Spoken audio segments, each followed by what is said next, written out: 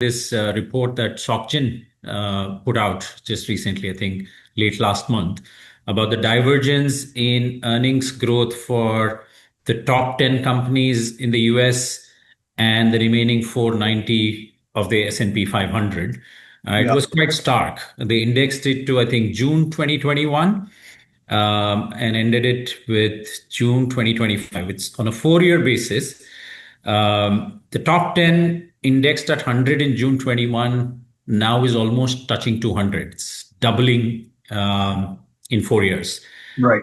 Whereas the remaining 490 goes from 100 to barely 120 in 4 years, which is something like 4% CAGR. Now, I know 490 is a huge number. There are various pockets within that.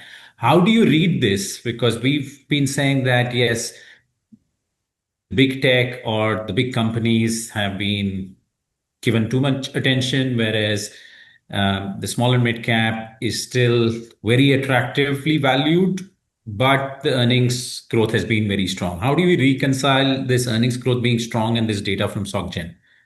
Look, I mean, there is no doubt, whatever the rally that I have seen in the big tech or these top 10 companies, they're actually backed by really strong fundamentals. So there is no doubt about that.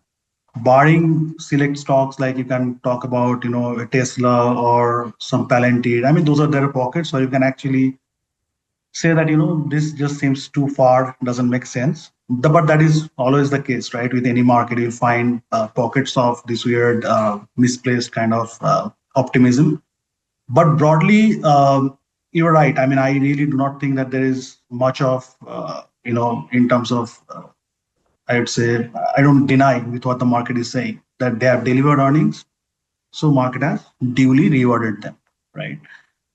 Um, what we think is that when you are looking at investing, you are looking for the inflection points, right? That, okay, this thing hasn't worked for last 3 4 years. Is there a decent chance that this might start to work, or it is like it is structurally broken, right? So that is the question we need to ask. From that standpoint, I think as of now we don't see too many things structurally broken. As I said, as you said, the real consumer spending is close to zero. Now, if you think that uh, we're not going to see massive job losses, that holds up okay, then it is a matter of, and the real wage growth is positive, then it is probably a matter of time that it tracks the real wage growth. If your real wage growth is around 1.3, 1.5%, then it eventually should track there. So that delta from 0% to 1.3 to 1.5%, that is where probably there is some money that can be made, right? Right. And again, we don't know what is going to happen, but that is our base case. And secondly, the other thing, if whatever Trump is doing in terms of getting some of the things back in the US or whatever it is, if I look at last 10, 15 years, so looking at from say 2012 to now, if I look at the industrial production data in the US, it is barely, I think, 1.5%, right?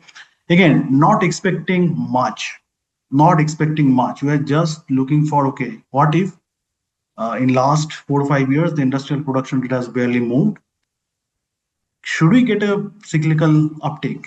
If we get that, then you get into a situation where your big tech, which has delivered like fantastic 18% CAGR or 19% kind of earnings CAGR, so probably they gets to say 14, 15, which is still pretty healthy. But what if these guys who have not done anything for last 4 years, suddenly you get to a 14, 15% CAGR for next 2 3 years? I'm not pinning out, they're not structurally that good as a Microsoft, for example. But what if you get to that? And the valuation disconnect is pretty big now. These are trading at 30 times. These guys are trading at 15, 16. So there is a chance of convergence, right? That might happen. So just a corollary, if you think about what happened in India between mid of 2017, when the mid cap thing that popped, right, in India, till mid of 2020, this entire cohort seemed dead. The entire capex, etc., seemed dead, right? Now, what happened after that? That can give you some glimpse, and it has happened in many other markets over time and again. So that might be the case.